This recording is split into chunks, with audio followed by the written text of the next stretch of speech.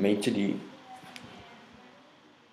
Hej, mit navn er Nora, og jeg vil fortælle jer lidt om Major League Soccer. Major League Soccer er fodboldligaen for Canada og USA. Fodbolden har ikke rigtig slået igennem i USA, imens amerikansk fodbold, basketball og baseball fører på sportsscenen.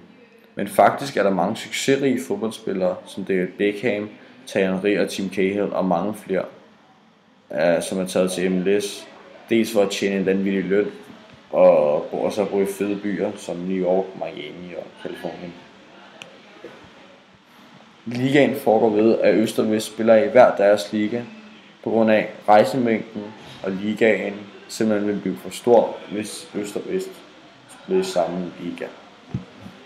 Når øst og vest ligaen har spillet alle deres 33 kampe, kommer til 5 hold i starten af november i playoff og skal spille mod hinanden i 2 omgange, og den samlede vinder af de 2 kampe går videre. Grunden til at man skal se MLS er, at man bliver underholdt for alle pengene.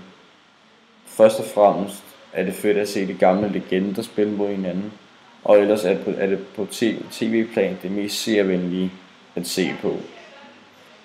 Man får alle de replays man ønsker, og det er der de virkelig slår europæisk fodbold. Det var alt hvad jeg havde at fortælle om Major League Soccer. Tak for nu. Hej.